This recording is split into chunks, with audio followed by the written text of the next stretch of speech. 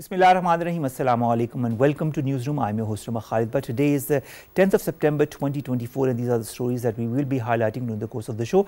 We'll begin with the situation of the minorities in India, especially in Muslims. Not the first time that we're talking about it, but we wanted to highlight it again and again because in Modi's third term, now that he is in his third term as well, organizations like those who are behind cow vigilantism, those bajrangdal people have made life extremely difficult and continue to make life difficult for the Muslims in India. Now, extremist Hindus have formulated theories, well, for example, love jihad or even trade jihad, and then inculcate Muslims and their livelihood in such a way that it seems to other Hindus that this is against the basic philosophy of what India stands for, when in fact the truth is quite the opposite. This and more is going to be discussed in our first segment. Our second segment, ladies and gentlemen, concerns the US elections.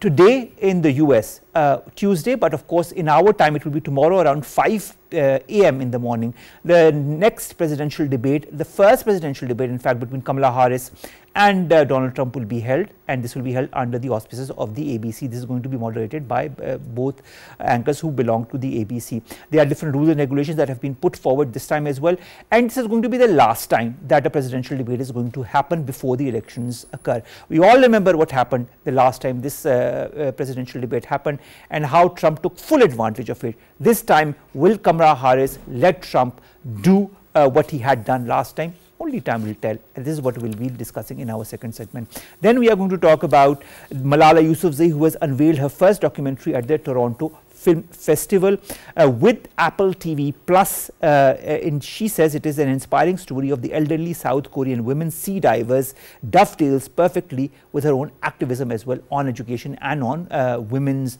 rights as well.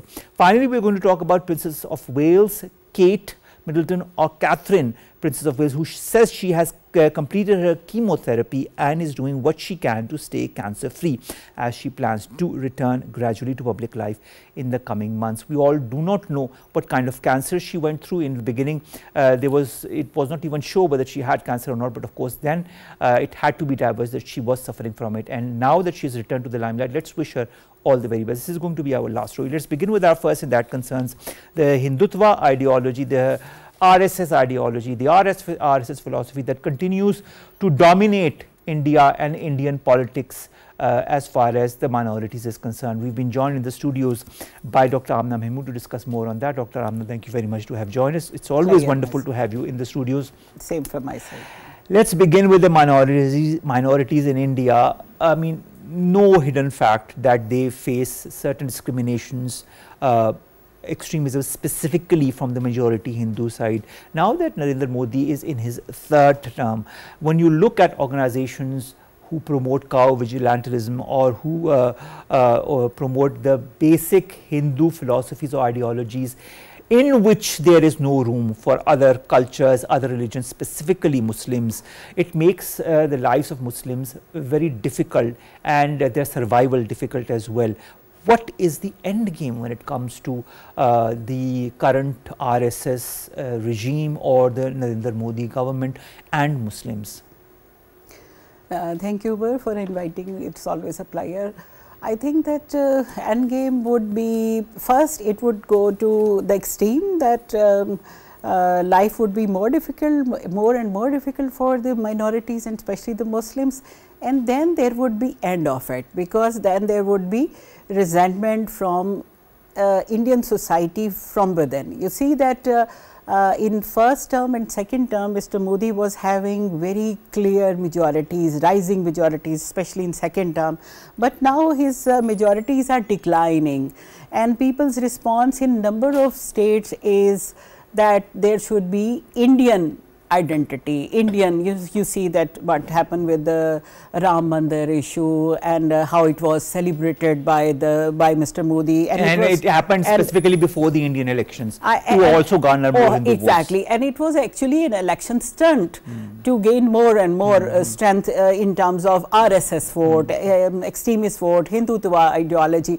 But it did not work in all of the states, especially in southern state. It was visible that RSS was declining. Same is the case with the states adjacent to Pakistan, that is all Punjabi states and the states adjacent to Delhi.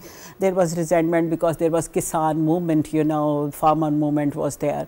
So I think that first it would go to its extreme, and Mr. Modi is trying to revive its RSS ideology. Despite the fact that he is no longer in a majority this time, yeah, but of course he has formed the government. He wanted to again address the extremist Hindu, extremist Hindu voter in fact, and he wanted to create that menace. You know, you see that as you say love jihad, there is nothing like love jihad. And you know, when once I was, it's very interesting to note that in all religion there is a concept of holy war, and that is jihad.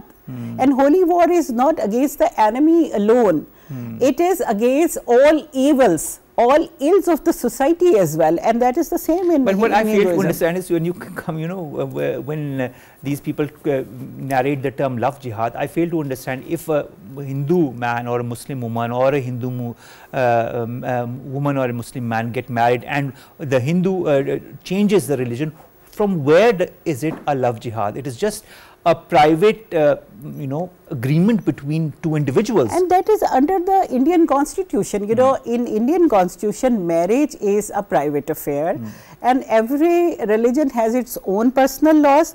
And if two persons belong to different religion, you can go to court and have a civil marriage, and that is all over the world. And this is what they call secularism. Secularism is not defined as no religion of the state. But Dr. Amna, to be very frank, where is the secularism in India? Absolutely not. That is not visible, and that what Mr. Modi is trying to do that with India, that the basis of India. And by the way, you know that India created that Mother India concept through number of movies, novels, and number of leader guiding nation towards that, and then the constitution, that we are the one nation living on Indian land, and this is the motherland, and there is no religion. And you know, that was a philosophy at the time of partition. Mr. Gandhi was the most proponent of that, and then Mr. Nehru carried that, and after a long till the period of 1977 when Congress was in rule, it was promoted again and again that there is Mother India and we are all Indians. And Mr. Modi, if he is successful in tarnishing and destroying that image of India, certainly that would be the breakup of India. You know, the first thing that he has started to propagate is the fact that it is not India, it is Hindustan. Yes. Which means that it is the land of Hindus. Which means that it is not a land of the Muslims, of the Sikhs, of the Dalits, of the Christians. This is a land that belongs to the Hindus, and the rest need to leave or change their religion. And he has created go back home, come back home. You know, these are the movements. Come back home means that all are convertees from Hinduism, so they should come back to Hinduism and go away those who don't belong to India, and those who don't identify themselves with the Indians, Indian ideology or identity, they should go back to India, to Pakistan, Bangladesh and Myanmar or anything, anywhere else. It means that Mr. Modi is actually destroying the very basis of India. You know, every nation is carrying its ideology, and if ideology does not exist, nation cannot be based on material things.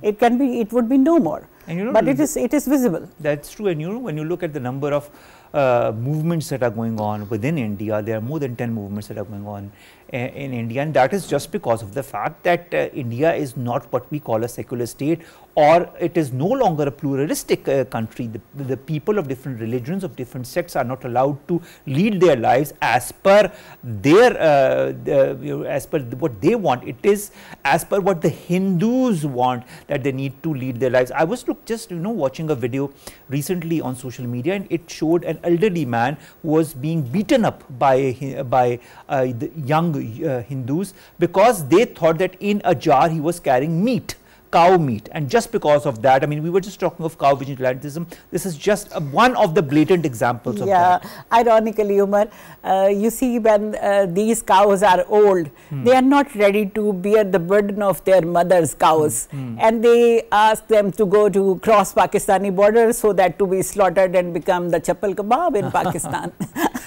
But I fail to understand, you know, anyways, this is their religion. Nevertheless, the fact is that it is how you target Muslims and how you target. If in your religion one thing is prohibited, it does not mean that you have to prohibit it in all the other religions. It is a mutual respect for all the other religions and all the different sects that India was at one time maybe famous for, but no longer is. It may be another point that you actually break up the cohesion of your society, because society is the name of some aggregation of the people living together and assimilate each other in each other's community, to having different common habits, common practices, common language even, and then they are having, they may have different religion, but they have respect for each other's religion. That was actually the basis of a society, and if that is not there, then that fragmentation comes and society breaks up. It is visible in India, you know. So many human rights organizations have talked about this. Amnesty has talked about it. Human Rights Watch has talked about it. The US has taken out a report on religious freedom as far as India is concerned. But what has happened? Nothing happens. These reports remain reports. No implementation happens, or no pressure tactic is undertaken. Why is that? I think that there is no pressure tactic. West, when they assert some agenda, they want to assert some agenda, they speak in favor of some human rights violations or so, but when their agenda is served, so I think that they use this human rights violation and talking about that as a bargaining chip. You see the Manipur incidents, here was G20 meeting and everybody was there, and then US talked about, and then they got certain concessions from India. India entered into AUKUS and Quad, and India entered into a greater alliance in Asia Pacific. So I think that when they want to coerce a nation in favor of their own agenda, then they use this. Otherwise, you know, the United States and all Western powers, they turn a blind eye. Yeah, and they themselves are involved in human rights violation in their own countries, you see. All right, when you look at another incident in Uttarakhand, you know, in the Uttarkashi district of the BJP state of Uttarakhand, and when the shopkeepers were asked to vacate their shops. And this is just one of the examples of the many tens of dozens of examples of such kind that are happening all across India and have been happening specifically in the Modi terms as well. Last year also Muslims were attacked in Parola town of Uttarakhand, the same area, after which posters were pasted outside their shops and houses asking them to migrate to where, of course, we all know, migrate to where. Yeah, exactly. What is the fate of such citizens in your point of view? Do they ever get to live a normal life with dignity? Actually, this all campaign is what it is meant for, and you know, this is the place Muslims are living for centuries, not from a month or so or for a few years. And these were living just like you know, brothers and sisters and having their neighborhood. This is actually part of the campaign to displace Muslims from there, or either opt for convergence. And you know, there is a systematic campaign in India, especially in terms of the Muslim women, that they can be converted and they are forced to get married to Hindus, because they have opened institutions for women education and not for men education. As a result, women are educated and their male cousins and relatives are not educated. And when they opt for marriage, they go for Hindu class fellows and Hindu lawyers, Hindu doctors settled in their life, and they are promoting. Otherwise, Hindus, they don't prefer to marry to a Muslim, but by design they are doing this to, you know, a woman is the strength of a nation, you know, she is the mother of that nation. So if you take away your educated mothers, then certainly that nation would be destroyed. So that is a systematic effort and campaign. And what you are talking about, economic you know, starvation and economic minimization, that was, you know, it was before partition, that when there was one Muslim rising, having more business, he was forced to Why starve. Was Pakistan established? Pakistan yeah, was also exactly. established It because was of one the of the part, yes. one of the reason, because economic survival is a must. You have to earn, you want to get the opportunity to earn your bread and butter. I agree. And that is the survival of a family. You cannot live on your, begging and so. Of course. So, dignity and honor, when you take away that the nation cannot survive. So, these are all systematic efforts to encircle Muslims to come back to Hinduism. Now, speaking of the Hindu extremists or the Hindu bhakts, as a lot of people in India call them, they say the formation of a Hindu nation. And again, I mean, I fail to understand why they are calling insisting on the formation of a Hindu nation. They say the formation of a Hindu nation, quote unquote, is possible only under the leadership of the BJP. And this is one of the reasons why the differences between the Muslims and the Hindus are or have been increasing since the BJP came to power around 10 years back. How long, in your point of view, will the Modi government, whether it's majority or not, continue to support these extremist Hindus and their philosophy or ideology? I understand the whole BJP is also based on the RSS agenda, but will there be a tipping point? Omar, actually BJP is RSS, and BJP took the form of political representation later to implement the agenda of RSS. We all know that. So, I think as long as RSS is there, there would be the same policy adopted by BJP. And now it is the survival of Mr. Modi's government to again revive the agenda of RSS, because it has gone to some of the background. That's why you see that these incidents are occurring again and again. Because if there would be no RSS, then there would be no BJP. And BJP is only survival for Mr. Modi, because Mr. Modi cannot climb to Congress, that is, a conservative cannot be climbed to liberals, so same is the case here. So, I think that Mr. Modi would do everything to revive RSS by all means, by hook and crook. And you see the violence, you see the economic blockade, you see the communal rights, religious rights, religious marginalization, all these things are on the agenda of RSS against all minorities. It is actually Muslims who are 19% of the population, so they are a glaring number, because out of 140 million people, 19% means a big number. So, they are there and they are asserting their religion for their survival. Otherwise, they would be amalgamated, assimilated in Hinduism. So, there is no option for them to resist, and that is why they are doing. And Mr. Modi has to face that, and I think in next election Modi's majority would be further slimmed. All right.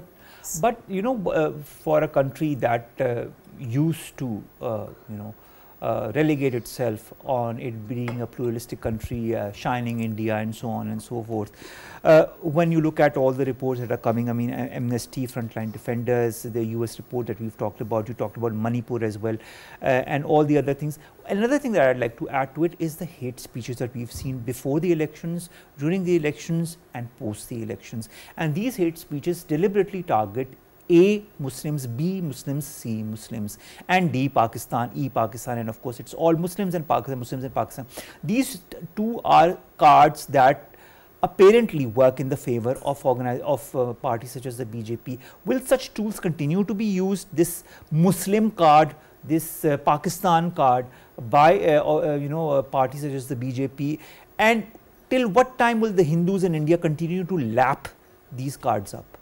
Yeah, Omar, we have been seeing that Indian elections following, if you go back to 60s and 70s, before 6 months of the Indian elections and after 6 months of the Indian elections, there was Pakistani, obsession with the Indian media, political parties, political slogans and so. But after that, things used to be normalized. Okay. Yes. But Mr. Modi, with the inaugural of Mr. Modi for the last 3 terms, there is no normalization. There is no normalization because as we already discussed, that Mr. Modi's survival is in shining India in terms of economy and in terms of Hinduism, because he wants to declare Hindustan, and that Hindustan would be when Hindus would be in complete majority and there would be no other religion, or if they are, they would be simulated and they would be Muslims or Christians in name only. That's what they want. And shining India, you know, the rise of economy, and incidentally there some of the policies worked very well, which were taken by Manmohan Singh and which were carried on by Mr. Modi very wisely. And then he is representing that this is India is shining. But you see this picture of Bangladesh. Bangladesh was also shining. Economy was on rise, large reserves, you know, foreign exchange. But people are not the animals. They cannot be happy for long with economy. They want their rights, respect, independence, and that if it would be you know, taken away by the government of India as they are doing right now and in a pace as they are going, when they would do first with the Muslims and then with the Christians, then they would do with the Dalits and lower caste Hindus. Well, Dalits have already no rights as far as India is concerned. And but since they are part of bigger Hindu majority, actually Hindu majority is not actually Hindu majority. Hindus are just 40%. These are the Dalits which add to the Hindu majority. But when they would you know, treat with all and handle all other minorities, they would come to Dalits and then they would be the subjects. So I think that realization would lead all those classes to resistance as well. And as you see the Dalits, the conversion rates of Dalit is enormous. They are converting either to Christianity and to Islam. Because there is respect for them. Final question, Dr. Amna. Yes. All the sane voices, and there are sane voices in India, whether it be in India, whether it be in the Indian illegally occupied Jammu and Kashmir, and those sane voices are also muted one way or the other. Let's talk about Arundhati Roy, who was a very famous journalist and writer. Let's talk about Shaukat Hussain, who is a Kashmiri academic. They have been, you know, either they have been pushed to not speak or not publish anything, or they are prosecuted under different black laws.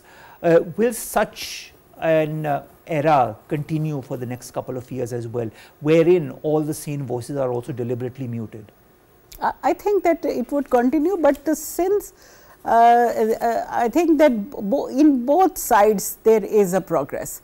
As Indian government is taking away the rights, these people are very consistent. You know, Arundhati Roy, whenever she speaks, and this is the period, you know, this is a time of social media. If you will even you will silent those voices, you can see the clips, writings, small, you know, paragraphs on TikTok, etc. Message is conveyed. Message you cannot stop.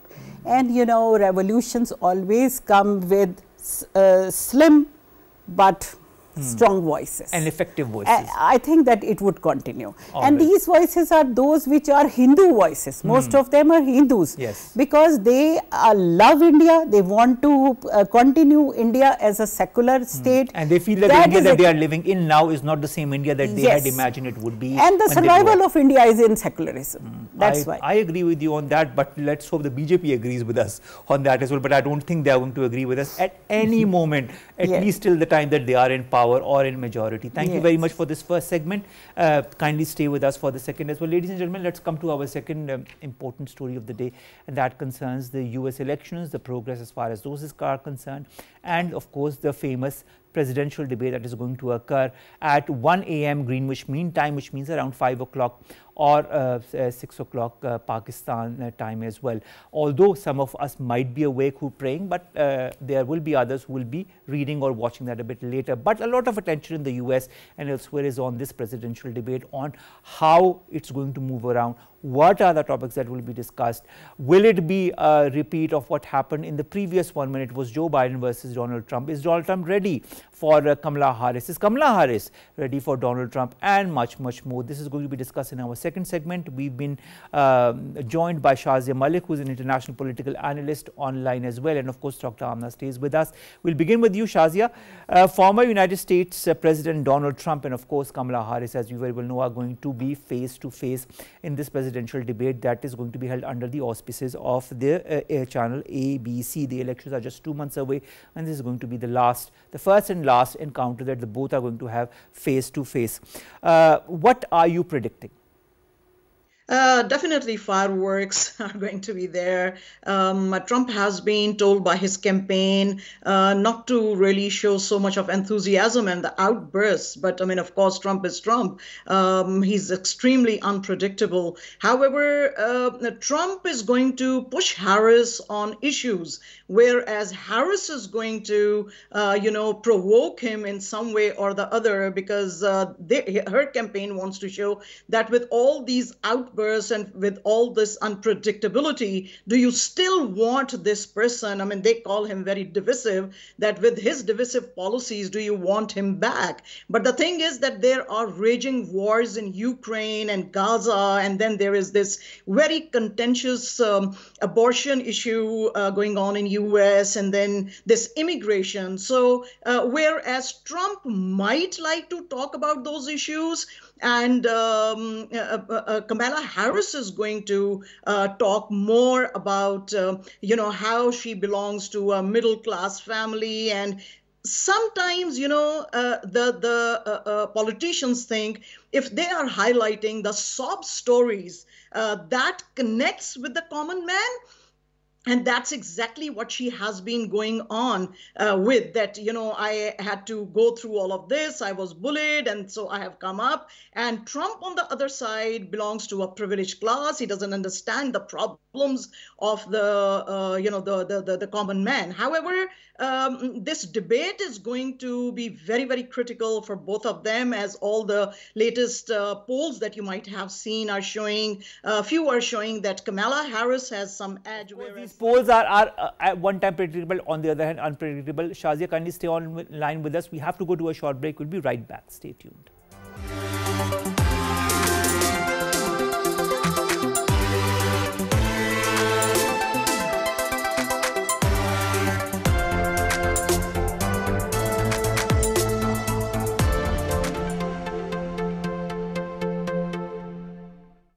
Welcome back, and in our segment, as we are discussing the presidential debate that is going to happen later in the evening between Donald Trump as well as Kamala Harris, and we have Shazia Malik, international political analyst, with us, who was talking to us before we went on a short break. Now, Shazia, I'd like to understand, as far as the modalities of this presidential debate is concerned, only Donald Trump and Kamala Harris will be on stage. There will be nobody else. No audience is going to be present in this live broadcast. There will be only 2 breaks during this debate for commercials. For each question that they face, the candidates are going to have 2 minutes to respond. Rebuttals will also be capped at 2 minutes, with the possibility of an extra minute for a further response. Both Kamala Harris as well as Donald Trump will also have 2 minutes at the end of the night to offer a closing statement. Do you feel that both will adhere to these timings that have been given to them? I seriously have doubts about that. But I mean, if they show this kind of composure, especially, I'm sure that Kamala Harris group, the campaign must be telling her to show some composure. But I mean, of course, when there's an outburst from the other side, although I mean, Trump also has been told that he needs to show some calm during the talk, over there. I think there are going to be some overlaps in the conversation, because definitely everybody would like to make their point of view heard, because that is the last debate. I mean, the first and last debates, and for the first time they'll be facing it. I don't know what the sentiment in the room is going to be, and how nicely the moderators are going to handle this. But I mean, of course, it's going to be very difficult for at least Mr. Trump, I can say, to hold himself and, not really talk in it. The earlier, this rule that they made, that the other person's mic is going to be muted, that might have helped. But I mean, of course, it was Kamala Harris's campaign that said that they need to really, reverse this, because exactly like I was saying earlier, they want to see how erratic Mr. Trump can get. And that is the sentiment she's going to play on, that would you like to have this person once again? She might talk about Capitol Hill. She might might talk about, her abortion issue. She might talk about all the things that he has done, that he's going to be a threat to NATO. He's going to not perhaps stand by Israel, although her point of view has not really been clarified. She said that, yes, the war in Gaza should, stop. But how they are going to do this, she said, we are going to get this done. But how they are going to get this done, she hasn't talked about it. So, I mean, definitely a lot of issues. Immigration is going to be big. Abortion is going to be so many issues, Shazia, and I think that only time will tell which are the issues which will be under discussion. And speaking of issues, let's talk to also our guest, Dr. Munawar Hussain, who's joined us on the phone. Thank you very much, Dr. Munawar, and thank you to have given us the time, because I know you've been very busy these last few days. While the questions that are going to be asked have not yet been released, or I don't think they'll be released until the discussion actually happens and we see those questions, what are the topics do you feel, what are the issues that should be highlighted? Will they include economy, immigration, abortion, Trump's refusal to acknowledge his loss in the 2020 election, foreign policy, particularly with what is happening in Ukraine and Gaza, inflation, immigration? These are just the topics that some people have on their heads, but are there going to be some more issues that also could be highlighted during this presidential debate? Omar Saab, thank you very much for having me in the show. Frankly speaking, the panelist has very comprehensively identified all the issues that you have also identified, whether it is abortion or immigration or inflation. These are serious issues, and American politics and American electoral politics especially mostly focuses on the local issues. But I mean, this is the time where we are observing fundamental changes and transformation in regional and international politics. So therefore, foreign policy would also be very, very important topic in the debate, especially as you mentioned, Gaza issue, Ukraine issue, competition and a conflict with China on South China water. These issues would also be discussed. But let me predict about the outcome of the election, because being a student of international politics, we always try to identify the pattern and trends in the behavior. In American politics, if you go through the history, you would find that American people, they don't like to give vote to the party which remains in power, because they believe that for a longer period of time, if party remains in power, it becomes corrupt. Number two, American society is very conservative society. And I remember I was in America, was doing a policy making course. I asked questions to many Americans about the Hillary Clinton, because she was very popular leader in that time. The people, they responded that they love Hillary Clinton, but they would not vote to Hillary Clinton because they don't like to see a woman president in White House. Thirdly, the popular politics, which Trump has successfully geared up, and it is very much clear that this time Trump is more popular than the Democrat leader because of the inflation and because of the immigration on which most of Americans, they are sensitive. So I believe personally that President Trump would have a chance, a more glaring chance to be the president of America. And if President Trump would come into power, definitely we would observe a fundamental change in American foreign policy, in the sense that President Trump is unpredictable. Do President Trump more believe in isolationism and plus nationalism than the multilateralism? Third, at the end of the day, Dr. Munawar, to be very frank, I think this only time will tell whether he sticks to the policy that he's been touting on, whether he changes his policy, whether he comes under pressure of the US establishment, or whether there are other factors that also reign in if and when he becomes the next president of the US. But that depends on the US voters, basically. Thank you very much, Dr. Munawar, to have joined us. I know you were traveling at this time and it was not easy to get hold of you, but nevertheless, thank you very much to have gotten back to us. Coming back to you, Dr. Amna. 2-3 things that have come to my mind as well. Firstly, the fact that Donald Trump did not want to have this debate in the first place. at ABC. He had said he is not going to have. Then he said that he had agreed to it, but it is the channel that has flouted a lie saying that he is not going to attend. We've seen many such swipes from Donald Trump in the past as well. We have also seen what happened in Capitol Hill. We've seen him completely refuting what happened in the US elections, saying that these elections were not fair, and that many other questions as well. That then comes former US Vice President Dick Cheney, who is a lifelong Republican. He says he's going to vote for Kamalaharris in these presidential elections. He says in our nation's 248 history, there's never been an individual who is a greater threat to our republic than Donald Trump. How do you make these statements? I mean, on the one hand, we've got the swipes. On the other hand, we've got people backing Donald Trump, and then we have even people who are senior in the Republican Party who say they won't vote for him because of the threat that he is. Yeah, Omar, I agree. I think that all the points raised by Shazia and Munawar, I would just add that one thing is left. That is anti-establishment and establishment. Mr. Dick Cheney, what he said that being the Republican, he is going to vote for a Democrat. The reason Republicans are closer to establishment rather than Democrats are, because when Republican comes, they are actually sponsored, and they are given money by military industrial complex, and that's why they always enter into war.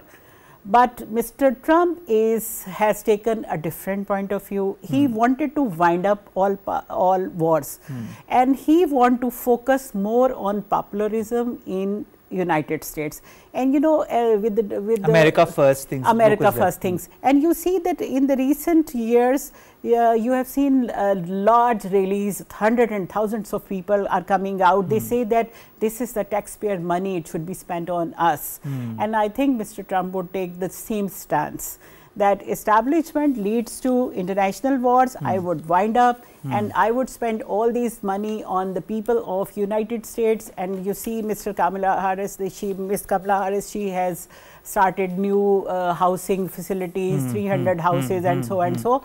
But I think it is just an eyewash, because she along with Mr. Biden could not stop war in Gaza, war in Ukraine, and America is financing that war, and that is on the opposite, on the displayer of American voters. Of course, I think that would be difficult. All right, thank you very much, Dr. Amna, Mahmood, to have joined us throughout the show and to have given us your input. Thank you very much, Shazia, as well, to have joined us. Shazia Malik, ladies and gentlemen, international political analyst. Thank you very much to both of my guests. Let's come to my last two stories very quickly. The first concerns Nobel Peace Laureate Malala Yousafzai, who has unveiled her first documentary at the Toronto Film Festival. She's done this in collaboration with Apple TV Plus, and she says this is the inspiring story of elderly South Korean women sea divers that dovetails perfectly with her own activism as well. The Last of the Sea Women is what this documentary is all about. Tells the compelling story of the matriarchal